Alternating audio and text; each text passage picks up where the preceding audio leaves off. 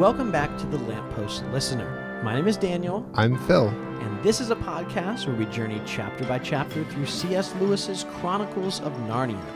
This is chapter 3 of The Magician's Nephew, The Wood Between the Worlds. Sponsored by the video game Portal, or something with portals. What other thing has portals in it? I don't know. There are a lot of podcasts called Portal or something. Really? To do. Yeah, I think so. I've never played the video game either. I'm haven't aware either. that you haven't either. I had one of the twists spoiled for me, so I feel like I kind of played it. Okay, cool. What did you think of this chapter? I know we I really enjoyed we're it. like 30 seconds in, but we actually prepped for this one a while ago, and then had to reschedule for a few different reasons. And then I read it a couple of times, and then I listened to it. It's just I really like this one. But really interesting. Sometimes that means that you don't like it. No. Don't dislike it at all. I think it's a really interesting thing Lewis is doing.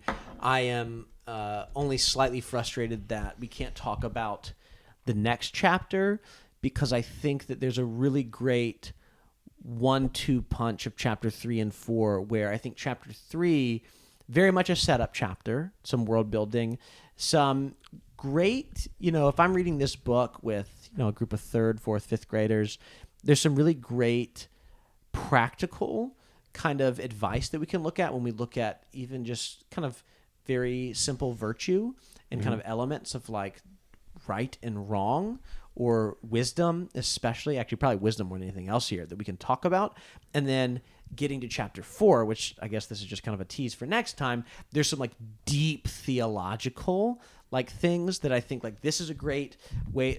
Chapter 3 allows us some really great things that I think work well with children, adults as well too, obviously. But then chapter 4 gets into things that work really well. Like we're gonna have so much to talk about in next chapter too, and I just slightly hate that we can't have that full conversation today. And it's all your fault because I read the book. So thanks a lot, Phil.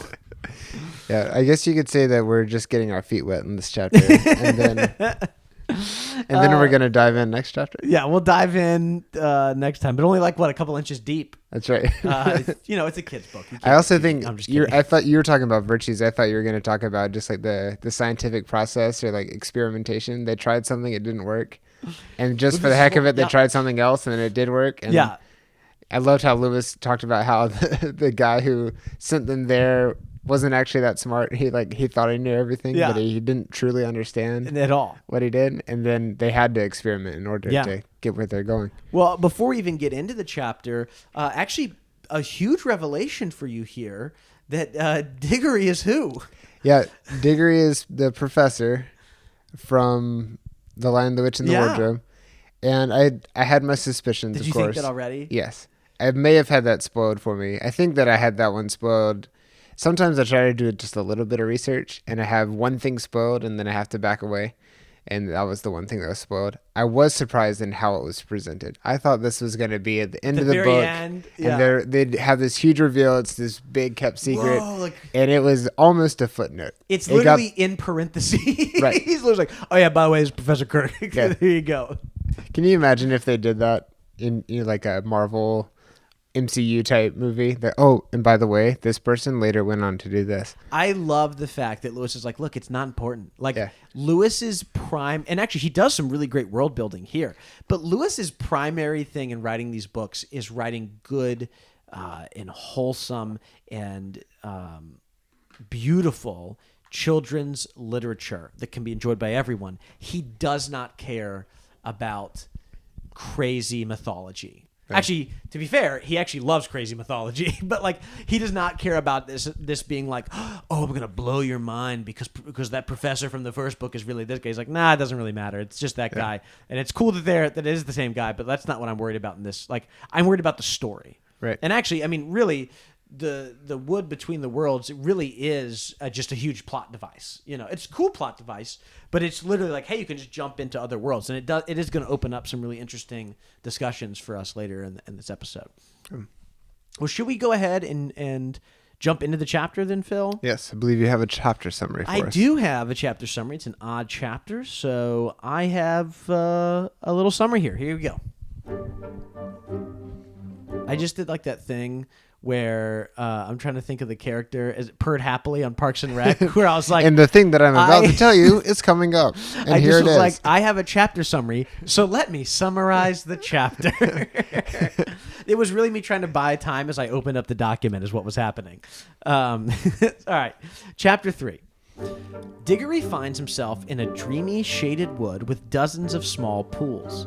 Dazed and dreary, he eventually notices Polly, who's also rather sleepy. At first, the two children have a hard time remembering who they are. Once they remember who they are, they ultimately conclude that they must be in a type of in-between place.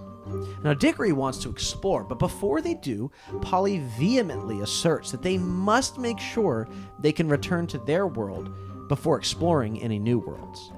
Diggory and Polly put on their green rings and begin traveling back to London, but before they fully materialize in Uncle Andrew's study, they switch rings and return to the wood. After marking the pool back to our world,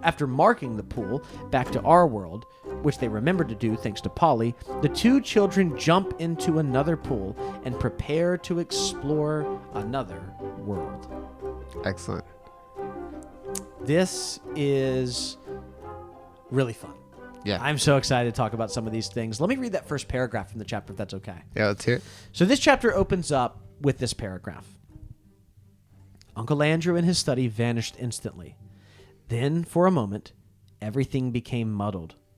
The next thing Diggory knew was that there was a soft green light coming down on him from above and darkness below. He didn't seem to be standing on anything, or sitting, or lying. Nothing appeared to be touching him. I believe I'm in water, said Diggory, or under water. Now, this frightened him for a second, but almost at once he could feel that he was rushing upward. Then his head suddenly came out into the air, and he found himself scrambling ashore, out onto the smooth, grassy ground at the edge of a pool. As he rose to his feet, he noticed that he was neither dripping nor panting for breath, as anyone would expect after being underwater. His clothes were perfectly dry. He was standing by the edge of a small pool, not more than 10 feet from side to side, in a wood. The trees grew close together and were so leafy that he could get no glimpse of the sky. All the light was green light that came through the leaves, but there must have been a very strong sun overhead, for this green daylight was bright and warm. It was the quietest wood you could possibly imagine. And then it goes on to describe no birds, no insects, no animals. Very different than what people usually see when they first arrive in a magical place. But this is like a connecting point to all the other worlds. Mm-hmm. This isn't Narnia itself. Yeah, and there's this really interesting juxtaposition, because at the very end of that second paragraph, Diggory claims that this wood is a rich place, as rich as plum cake, and yet it's a place with no animals, no insects, no noise, no wind. So, when I hear that, I go, oh, that doesn't sound very rich. It sounds very empty. It sounds like a vacuum. But we get this idea, and Lewis writes here, that it feels like that the trees are drinking the water up with the roots. Well, he feels like he can feel the trees drinking the water up from the roots, and that's what makes it feel like the wood is very much alive. So despite the fact that there's no life in the wood itself appears to be alive, which is very interesting. Really, and Lewis paints an incredible picture here, and it's just such a fun in-between chapter from the stress from before, where the professor's manipulating him into doing this experiment, and he's already sent Polly away to this place, not knowing that it's this place. And then I'm sure we have quite an adventure coming once we make it into Narnia. But this is a really interesting respite. Yeah. But also kind of building the momentum time as well. And just checking, you're picturing only palm trees, correct? Oh yeah, what were you picturing? Oh, no, exactly. Me too. No, definitely. This is 100% palm trees and little actual swimming pools. It's like in Florida. You know how like in Florida backyards they all have. I'm picturing like the inflatable kiddie pools. That's what I was picturing. In Floridian backyards where they all have like the mosquito nets. Like all their pools have those big. Have you ever been? No. Like, oh yeah. So in Florida, because they have so many bugs. No offense to our Floridian listeners. Or the bugs. Or the bugs. Yeah, if they're listening too. Because there's, I think it's because of bugs. Maybe it's alligators. I don't know. There's a lot of animals there in Florida. But a lot of the pools in people's backyards all are like completely covered, almost like screen porches around entire pools. Oh. But no, I am picturing the trees that I'm actually picturing, I should say, the beautiful trees that Pauline Baines has illustrated. We'll drop that in the episode's description. Lots of great colors. And she's got actually, I think, 3 illustrations in this chapter, and they all look beautiful. So, no, I'm nice. not actually thinking of palm trees. Yeah, I was picturing more maybe national park. Like that's my favorite type of tree. I love a good national park tree. You know the kind I'm talking about. I was picturing a national park. Okay. And Diggory, after coming out of this pool, he does eventually notice Polly, but it's confusing because Polly is laying on her back. How long do you think it's been? Polly would have maybe been here maybe 5 minutes. Do you think him and Uncle Andrew were talking for about 5 minutes? Yeah. From the last chapter? I would say 5 or 10. Almost all of chapter 2 takes place in, maybe 10 minutes. Let's say 10 minutes. And so she's been there for 10 minutes and is just kind of lying there on her back. And she seems confused. She even says to Diggory, I think I've seen you before. He's like, I think I've seen you too, but they don't really remember each other. All they really remember is this idea of a boy and a girl living somewhere different. So it's really interesting. It's not like it's taken 10 minutes for Polly to forget because Diggory's already forgotten too, but this place seems to kind of not erase their memories because they're going to remember each other in just a minute, but seems to give them this kind of like apathy. Almost feels too pejorative. It's more like they're actually are satisfied. They're not apathetic. They're more just like completely fulfilled. So they're like, yeah, things are great. Yeah. They seem very out of it. They're very out of it. That is very true. And what's funny is what brings them out of it is both the guinea pig that they notice, but also arguing over in this shared memory that they seem to have, who is it that had the dirty face? Right. Right. Diggory thinks Polly's like, I think the girl had a really dirty face. But like, I'm pretty sure it was the boy. And as they think harder about that, and then also notice the ring that's tied to the guinea pig, they go, oh, wait a second. We are also from London, and they both remember Uncle Andrew. Yeah. And this bickering happens at least 3 times in this chapter where they're trying to figure something out and they start bickering and then it leads to something and they somewhat resolve it. And Polly is a very strong force and she wins a lot of these arguments. I'm really curious to see how these 2 characters will change in the next dozen chapters or so. Yeah, in fact, at the end of the chapter, Lewis even cuts away. He's like, well, look, we're just going to skip ahead to when they're done arguing. We've already done this twice already. Right. I've had enough of this, and you have too, which is fun. So they do eventually realize, okay, we remember all of our story. It is nice here, but we obviously don't want to stay here. So the plan is to go. Diggory's, kind of interested in a lot of other things that are there, but Polly says, we do need to go ahead and get back home. Let's leave the guinea pig because it's a better life here than being experimented on.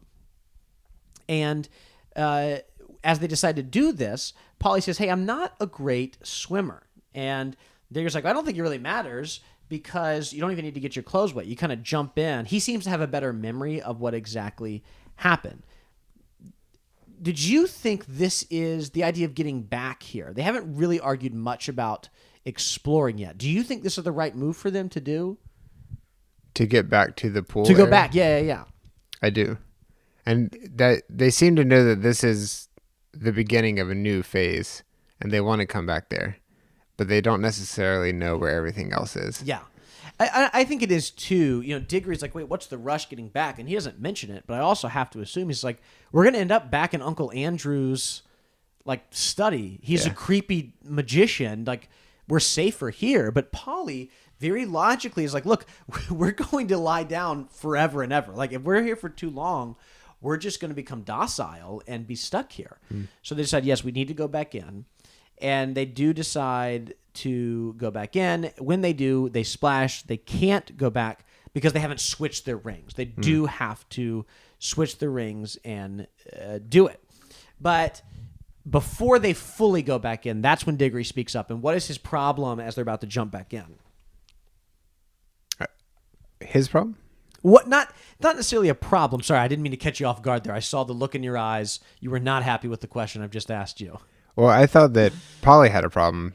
Well, or is this something before that? It's kind of like what happens. And I shortened it in my description. I read this, a couple of times, and there's a lot of back and forth, and they literally do this like 4 or 5 different times in the chapter. The first time, Polly just goes, hey, we don't want to fall asleep here or be left here forever. Let's go into the pool. They jump in. It doesn't work. They step out and go, oh, we have to switch our rings, obviously. It's at that point that Diggory's like, well, wait a second. That's where he wants to know, shouldn't we explore the other worlds? Because Exactly. there are dozens of pools. That's when Diggory speaks up and says, well,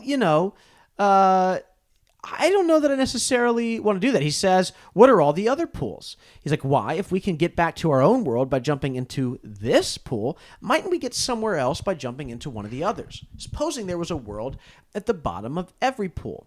And I love this from Diggory. He's curious, he's excited, and he's applying pretty, consistent logic that would make sense. And he's like, forget Uncle Andrew. He doesn't know anything anyways, because Polly reminds him, Uncle Andrew just said it was between our world and another world. And Diggory, who's actually correct here, says, I don't really think this even is another world. It's more like an in-between place. And in fact, this is what he goes on to say, and I think Diggory is really wise for saying this. He goes, think of our tunnel under the slates at home. It isn't a room in any of the houses. In a way, it isn't really part of any of the houses. But once you're in the tunnel, you can go along it and come out into any of the houses in the row. Mightn't this wood be the same? A place that isn't in any of the worlds, but once you've found that place, you can get into them all. Yeah, almost like a train station or any other kind of gateway that leads to other places. Yeah, and there's a lot of other different fantasy stories or worlds that have taken this from Lewis.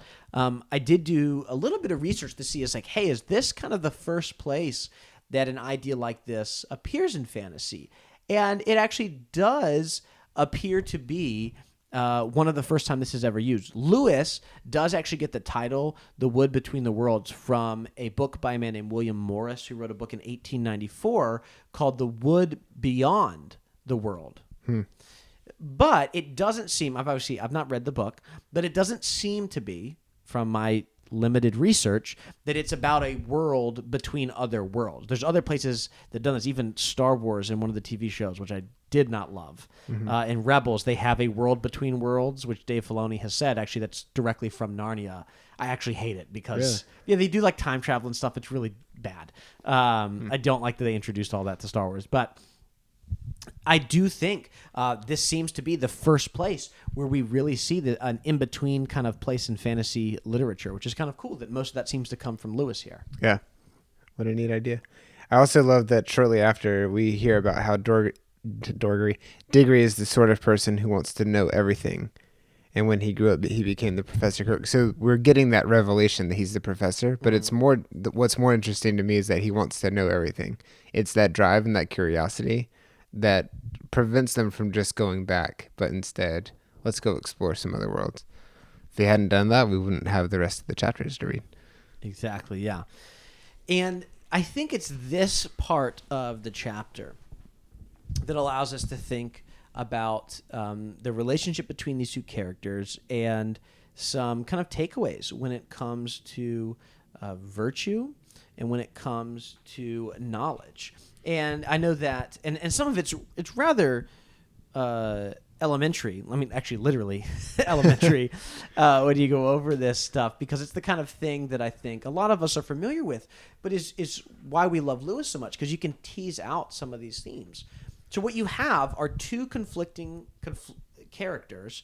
You have Diggory, who wants to explore, and you have Polly, who wants to return. Polly does not want to return because she is a coward, and Diggory does not want to explore because he's reckless. He wants to explore because Diggory, like all boys and girls, is innately curious, because God has made us to be curious, right? And at the same time, Polly is interested in being a logical, reasonable person, because God has given us brains to be logical, reasonable people who know how to reason. That's what's so unique about us as humans, right? And so you have these two conflicting good things in both of these characters, and there's a great discussion to be had about how you put those two things together. Because I know that when I'm in a classroom with a group of fourth graders, I mean, heck, even as an adult, I feel like this sometimes, there's part of me that has both of those things competing in my own brain all at once. Yeah. And I love this kind of idea. And it's a little silly. I know I'm being a little silly here, but I think it is interesting in a way that you can have a character like Polly say, look, I want to explore too, but we've got to make sure we can get back. It's only safe, right? This is not the same kind of Lewis being afraid someone's going to lock themselves up in a closet. So like, make sure you keep that door open because we don't want you to get stuck in there. I highly doubt Lewis is like, kids are going to jump into swimming pools and it's going to be my fault. Be sure to cut a little turf of grass. Yeah, make sure if you're going to go jump in puddles, be very careful out there. But there is this idea of, look, we can explore, but we need to make sure that we're doing it within kind of this realm of safety and wisdom, right? And so what is the plan that they actually decide to come up with? Jupiter. I thought you said planet. Oh, what's their plan before they go explore? They mark a pool. Well, that hasn't happened yet. Again, this is not your fault. It really is confusing because a lot happens in 2 pages. Because they do this with the pool so many times. Before they even mark the pool, they actually jump into the pool with the correct rings on. Right? So they both put the right rings on, and they say 1, 2, 3, go, and they jump in. It has been decided that Polly's going to be the one who gets to yell out change, even though Diggory wanted to do that too. They start to jump into the pool and begin heading back to our world. And it's right when they begin seeing the vague, shadowy silhouette of Uncle Andrew that Polly shouts out, change. They literally change off their rings and they're spit back out into the wood between the worlds. Right. And again, this is not your fault, Phil. I've read this way more times than you. So I've had years of practice to get ready for this chapter. I think part of it is that I think I decide halfway through your question which one you're referring to. Okay, that's fair. And then I'm already queued up for that. and then you go back. This was always going to be a tricky chapter to cover because there's they literally go back and forth 4 different times. Yeah, even when you read the summary, I thought, I think you got it mixed up there. I'm just not going to say anything. So no, it turns out they went there, came back, went there, and came back. Yeah, they do it a lot. And it is it's a little silly from a narrative perspective because do we really need that? It's one of those things that's it actually practically makes sense. I actually think real characters, or real children, might do this to be extra safe. But it's the kind of thing that narratively speaking, it doesn't really make sense. A character in a story is not going to do this because it's not exciting. Right. It doesn't advance the plot at the pace that you've come to expect. But isn't this what we love about Lewis? Lewis is so logical sometimes. He's look, I've got to be pragmatic because this just wouldn't make sense if the kids ran off into the woods. Right. I actually really like details like this because it makes it feel more realistic. Mm-hmm. For example, this is very different but minor. Saruman and Saruman. Sure. This sounds so similar. Yeah. It has confused generations of people. To me, if that story were to have really happened, they're not going to intentionally make the names really different so that you can tell them apart. Because things like that happen all the time in the real world, where 2 things sound similar and they're not at all related, or it's 2 people in power and they have funny names. That happens a lot. It makes it pretty realistic. So I actually don't mind. I think Lewis is a master of breaking what we would consider the best, the rule for being the best type of story or the best type of narrative, just a little bit, to show that he's in charge. Sure. I like it. That's well said. Well, they get back into the wood between the worlds, and that is the time. Again, it's not your fault. It is confusing. That is when they finally cut out this strip from the pool to market. Did you feel like this was the wise decision to make here? No. Not at all, right? You don't know anything about this place. The trees are alive. Yeah. And you're going to cut the grass. First of all, that's just a mistake if it's alive. And then you don't think it's going to grow back? That's my biggest fear. I'm like, you guys are not afraid it's going to grow back like immediately the second you walk away? Yeah. Let's breathe on glass and write it in the steam and see if see if it'll be there when we return. But here's the problem, and this does work, and I'm saying there's some great discussions to be had with younger children here as we look at this conflict between these two. But eventually, at the end of the day, I think what they actually do is actually pretty unwise. I think, marking it. I mean, it seems nice, but it still seems like not a great decision. And then just to run off now. We'll have to see what happens in the future. Maybe it does work out for them. I can't say anything else since you haven't read further. But at the same time, Phil, I don't know what else would have made more sense. What would you have done to mark it? Yeah, and I don't really understand what's around. So could they have stacked stones in a certain way? How do you make it more permanent? I guess they're in a hurry too. They want to get to the next place. Yeah, that's tough. I thought he was going to carve his name somewhere, carve his name next to a tree. And I guess it's better than nothing. You know, I just think in a wood where the wood is literally alive, I'd be afraid that it would just grow back immediately too. I was thinking the same thing. And maybe it will. Who knows? We'll have to find out. Yeah. Well, they do go off to end the chapter here. They do go off. They get ready to jump in a pool once more. They say 1, 2, 3, go. And then they jump for the third time. So let's walk through this. Can we get this correct? Let's get the chronology right here. Diggory comes out of the pool to start the chapter, and then he and Polly jump into the pool to our world, and then they almost get there. And no, not even yet. Oh my gosh! they jump into the pool, but it doesn't work because they have the wrong rings on. Okay. So then they step out of the pool. Switch rings. Jump back in, almost get to the magician. Correct. And then they say change and come back. They come back out of the pool. They mark the pool. And then they mark the pool. They go to a different pool. And then they jump in. That's the end of the chapter. And then they come back. Maybe. And then they jump in another one. I'm just messing with you. Now, no, I haven't told you this. The rest of the book is just they jump into They just over and over again. They try all the different pools out. That's just you're gonna be very confused for the rest of the book. It's a mini series. Yeah, it has nothing to do with Narnia. It's just jumping into pools.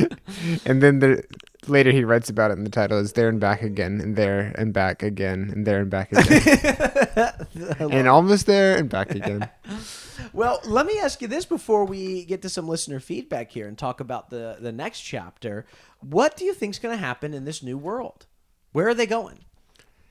I'm hoping it's Narnia, or what we will later know to be Narnia. Okay. I think they'll meet some talking creatures. Okay. Maybe many talking creatures. Many? Are you saying M-I-N-I or M-A-N-Y? Incredibly tiny. Have you seen Spy Kids 2? That's what I'm picturing. I don't. What's small in that movie? All the animals. Oh, he shrinks them down. It's like a little zoo that fits in the palm of your hand. What's the actual actor that's on the island there? Like the Steve Buscemi. Remember Buscemi. Buscemi. What is that famous weird line in Spy Kids 2? That's like one of those. I don't know. I can't remember. There's a couple of really interesting things. You're like, wow, that was it's actually an interesting choice for them there. For Steve Buscemi? For Steve Buscemi's character. It makes more sense the more film you watch. Like when you realize who Robert Rodriguez has worked with, like before he did kids movies, it makes way more sense. Okay, what's his quote? Here's the quote. In Spy Kids 2, a movie for children, is Steve Buscemi asks, "Do you think God stays in heaven because he too lives in fear of what he has created?" Oh, wow. That's some deep stuff for which is like kids movie about espionage. Do you think those movies hold up? I haven't seen them since we were kids. I loved them when we were kids. I haven't seen them because that was my first DVD. My first DVD was Spy Kids 2. We had The Island of Lost Dreams. We all went out to dinner, which is a real treat as a kid. And my dad then announced at dinner that we were going to go to the store and we were going to buy a DVD player. DVD has been out for a while. Yeah, the movie came out in like 2004, dude. It was really exciting.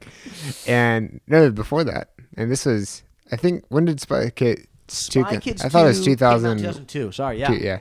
Goodness gracious, Phil. DVD came out around 2000, I think. Yeah, probably right around turn of the century, yeah. Anyway, he announced that we're gonna get a DVD player and everybody can pick one DVD, and I picked Spy Kids 2, and I found out what bonus features were and all kinds of stuff. It was really fun. But yeah, I know a lot of lines, but I'm not going to go back and watch it, and because right now I have really good memories about it, and it probably wouldn't hold up in my mind compared to what I remember. Sure. But I love the lines like, a spy's only as good as his gadgets. Always go with the prototype. Wow, you do. Yeah. I don't think I could quote. I couldn't even quote this crazy line. I just knew it existed. Yeah. So and he's like, you like the guy with the weird laugh? She goes, he doesn't have a weird laugh, and then he has a weird laugh right after that. Oh man.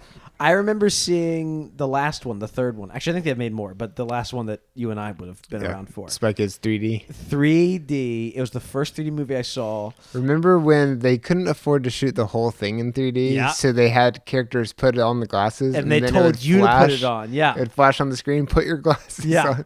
They're like, we don't have the money for the whole thing to be in 3D. Yeah. So we're going to make half of it be in 3D. And then remember Elijah Wood randomly showing up at the end of that movie? No. He's like this weird character that just shows up at the end, and it's like, it's Elijah Wood. It's weird. Wow. I don't remember that. Man, interesting movie. Did anyone from those movies go on to do anything? But I mean, obviously, like Antonio Banderas and like Carlo Gugino, and like, there's a lot of people who are already very famous in that. But did any of the children go on to do?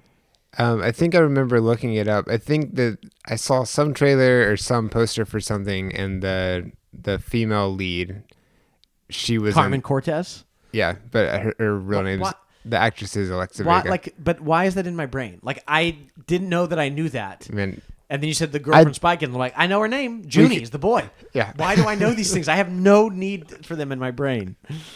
All right. Well, sorry. Were you? I interrupted you. What were you saying? I think that Alexa Vega was in something. I forget what. And I think I looked up the rest of the cast, and they weren't in things that I would recognize. But I would look up a lot of actors and actresses just to see what they were in, what they are currently in. A lot of people are in some really big stuff, but then they continue to work. It's just not stuff that you and I are watching. Maybe everybody seems to watch. Okay, you and I tend to watch some really big blockbuster things, and then some like very niche kind of like you've gotten more into old film. I've gotten more into kind of like weird comedy type stuff. It's just there's a lot of content out there. You can't watch it all. Sure. Well, good for them. I'll probably never see most TV shows on CBS, but a large percentage of the population has. You need to come watch Survivor. I'd not. All right. Well, we won't get too off topic here with the Spy Kids talk. So let's talk about Chapter 4, which is what we're reading next time. So we're going to be back in 2 weeks with Chapter 4, and that is one of my favorite chapters. I'm really looking forward to this. It's called The Bell and the Hammer. Ooh. And in this chapter... Maybe the son of Odin will be in this one. But in this chapter, Diggory makes a poor decision. That's all I'll say. You should write summaries for the TV guide. You like that? Yeah. You chose poorly. Why don't you go ahead? Since I did the chapter summary, we have an email today from Kathy from our listener feedback. Why don't you go ahead and read that for us and for our listeners? All right. This is from Kathy. Hi, I am a longtime fanatic. And she wrote it with fan and then in parentheses, attic with a question mark. Fanatic of the Narnia books, having discovered them shortly after my conversion in 1977 in my first year of college. I have read all 7 the year books. that Star Wars came out. Yes, that's right. Very good. I have read all 7 books every summer since and plan to have the final paragraphs of The Last Battle read at my eventual memorial service. I said, the line between fan and fanatic is a bit fuzzy. I love it. Then a smiley face with sunglasses. Yeah. I have been catching up on my podcast and had 3 thoughts about questions that came up in the season finale. Regarding the other word for donkey, in England, the word Lewis used only means the animal. If they are referring to the anatomical feature, they use the word Can we say this on the podcast? You can't say the English version, though. We'll get banned in England. That is true, though. Like, they don't do that in England. They throw an R in there. Really? Yeah. Oh yeah. Go watch like subtitles of any like British show, and when they're cursing, they throw an R in there all the time. Really? Yeah. Huh. And only one S, and an E. Okay, I don't want to spell it because then we'll get the explicit rating, but you know what I'm saying. It is the anatomical feature for your. Can we say derriere? Well, we say bottom with my son. That's our word. Okay. Although somehow he did learn the word booty, which not happy about that. But that's the new word he screams probably from in all the house. Those Pirates of the Caribbean movies. Yeah. Oh, you know what? That's a problem. We did a huge marathon with him of all the Pirates of the Caribbean. Have you seen those things? I had it, and we watched them all together. They're a little violent for a 2-year-old. Michael Bolton came over. I was watching him with him before he had a SNL appearance. The word he used is not remotely vulgar to his original audience. I do, however, appreciate your discretion, given your major audience is American. Mm-hmm. And for people who don't know, Americans are very, very sensitive about cursing. Yeah, hardly anyone ever does. No, we just know. Which actually, I will pause for a second. I do want to get back to Kathy's email because it's a really great email. Mm-hmm. I will say, after the end of The Horse and His Boy, we got at least half a dozen emails of people, like friendly emails, giving us grief that we didn't read a curse word on the show. Like there were, and no one was mean. Nobody was mean. We read Kathy's here, but Kathy, because it has other stuff too, we had at least 4 or 5, maybe 6 other ones that were like, you should have said it. We're like, the main reason, and I'll still stand by our decision, is people of all ages listen to this show. Mm-hmm. And I know for some people, like when I'm reading it with my kids, we'll say the words that are in the book, and that's fine. But I just want to be respectful that might not be everyone's prerogative. And people listen to this stuff in their car. They listen to this maybe with their kids. If that's a conversation you want to have with your kids, I don't want to be the person that forces anyone to have that conversation. Right. And I personally am holding back because it is more hilarious to not say it. It is. Everybody knows what word we're talking about. Yeah. It's more funny to me to not say it. Okay. I hope that you'll, in post-production, add beeps to... You think I should just throw them in there all the time? Okay, point number 2, returning to Kathy's email. Tash is real and makes a physical appearance in book 7. Spoiler alert. No, that's all it is. That's all it is. That's all it is. But not as another god. I think he is more parallel to Satan, an enemy that is actively working against the true and only God, but only has the power we allow him to have in our lives. The consequences of allowing him into your life are also real. So it's not an innocent mistake or like having an imaginary friend. And point number 3. Finally, I disagree that Edmund's betrayal would be forgotten in Narnian history. It is a key part of Aslan breaking the curse at the stone table. He is also one of the very best examples of knowing how Aslan transforms a person. The Apostle Peter denied Jesus 3 times, which doesn't reflect very well on him, but it certainly has been remembered when we tell the story of Holy Week. Really enjoying visiting my favorite books with you, and can't wait for the next season to begin. By the Lion's Mane, Kathy. So this was a great email. Thank you so much, Kathy, for emailing us. Thank you for being a fan for... So I don't. That sounds rude to say it that way. To say for so long, I don't mean it that way. But it is. I love the fact. I really do. I mean this genuinely. That we have listeners of all ages. Like we just talked about with the language that we use. I love that we have people who listen to the show with so much wisdom, whose experience with these books goes back decades and decades, and that are still finding beauty and joy in these books. They're still enjoying returning to these books. I think for people like you and me, Phil, and people younger than us too, we're just in our 30s, I think it's encouraging to be like, oh, wow, 20, 30, 40 years from now, I'm still going to love these books. So we always are so thankful to hear from people of all different ages. That's why we love the diversity of our audience. So I just wanted to thank Kathy first for that, but I want to give Phil, do you want to respond to any of the points she makes? Besides, I guess we already talked about the first one, but how about the second or third one there?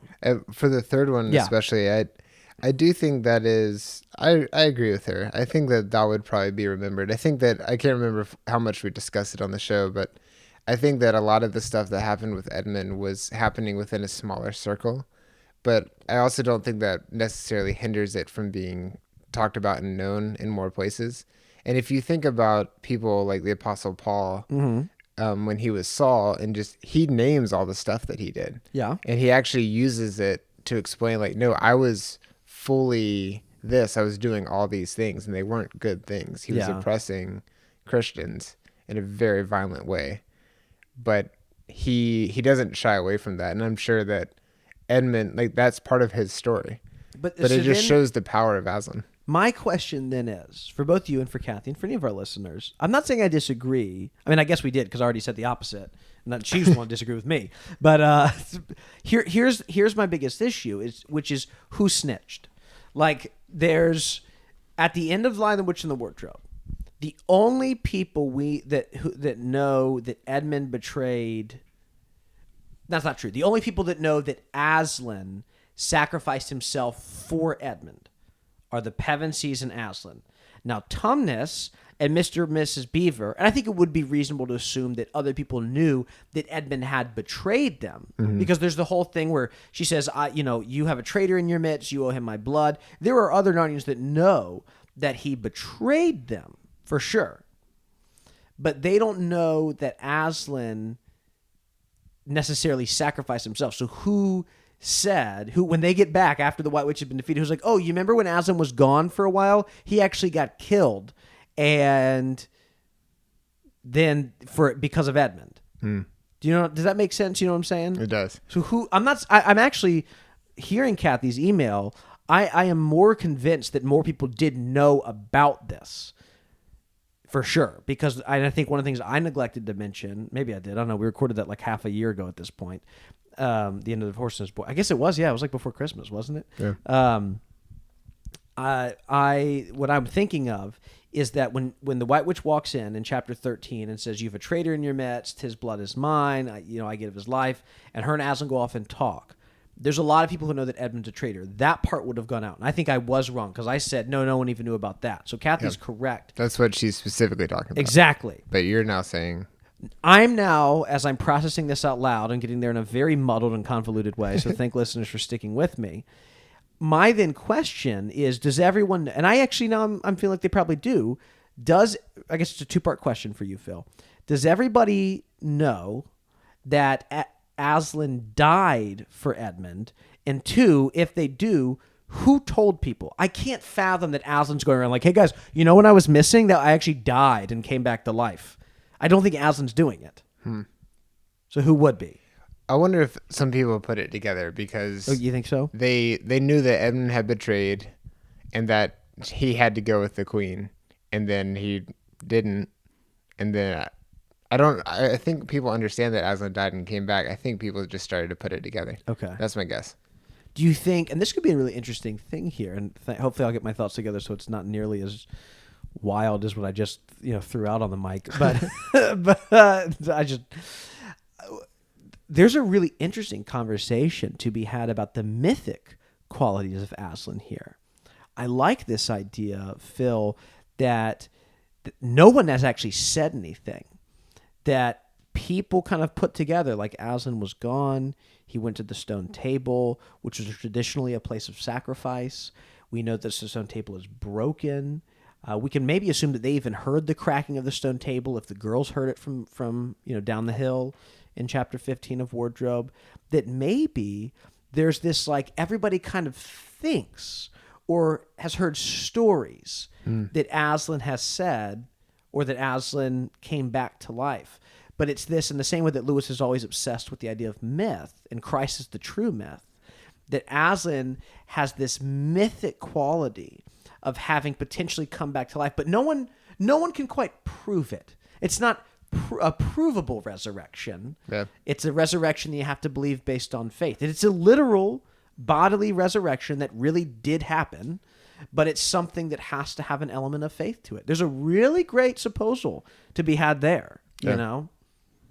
I also wonder, did anyone who was there while they were shaving Aslan and tying him to the table, is there anyone there who got away? They're converts. Yeah, and heard everything and knows all the stuff and then went on to share that story. That's a good question. Similar to the it's a Roman guard who says, truly this was the... Yeah, truly this man was the Son of God. Son of God. Interesting. Are there any examples in Narnia so far of anybody changing sides? Edmund. Okay, I guess that's true. Also, Nickabrick, I guess, as well, from Caspian. But I guess we only have people doing bad things becoming good. Have we ever had... Oh, so I guess that would make sense, actually, with Narnia. Yeah. So, and Nickabrick, actually, I guess, was a good guy who went bad. Or maybe he was bad all along. Sometimes it's hard to know. So I guess that actually could work out. That maybe there was also people there who, when they see Aslan come back onto the battlefield, they're like, we just killed that guy. I'm out. Like, I'm not on... Like, you were clearly on the wrong side, White Witch. And maybe they just lay down their weapons. I like this. Maybe that's the Netflix Narnia story. Yeah. Is the guy who abandons... He's like the Finn from Force Awakens, who it's like, I couldn't do it. I went to the first battle, and I saw the blood on that guy's head, and I had to... I couldn't go forward. And I had to mark his helmet so that I knew which one to get back to. Exactly, yeah. And I couldn't do it. I laid down my weapons, and I went into Takodana. Is that the name of Maz Kanata's planet? I don't know. I mean, I do know that is the name of the planet. It is Takodana? Yeah, it is. It's... I'm more frustrated that I know that, but yeah. What's funny about those names is any of the new ones, I'm like, oh, okay, come on. That's a little silly. That's a silly name. Well, it's also just silly because they're all like, there's nothing special about any of those planets. None of them are cool looking, you know? Well, but then I go back and I read some of the names from like earlier movies. And I'm like, okay, yeah, those are silly too. Did we talk about it in the last one about Stu John? Yep. I can't remember if that made it into the final. I mean, we recorded like 2.5 hours of Yeah, well, we covered a lot of names. All right, well, Kathy, thank you so much again for this email. Great conversation to be had. So we appreciate all of your different points that you brought up. I didn't speak to Tash only because we haven't gotten to Last Battle, but absolutely we will cover that and talk a little bit more about some potential proposals to the enemy, to Satan, when we get to the Last Battle, which feels like, cool, now I know that there's Tash in it, but I mean, come on, man. Yeah. And that there's a battle. Yeah. But what can you do? All right, Phil. Well, do you want to go ahead and read our little end credits here to wrap up episode 3? Sure. This episode is made possible by our patrons over at patreon.com. If you'd like to support the show, you can listen to a bonus episode each month, along with other rewards. Special thanks goes to Hannah Anderson, John Marr, Emily Wakefield, and Ryan Smith for supporting us at our top tiers. Listener feedback can be sent to thenarniapodcast@gmail.com, or if you prefer voicemail, 406-646-6733. A review on Apple Podcasts would also be appreciated. Thank you for coming along on this journey, and we will be back next time with Chapter 4.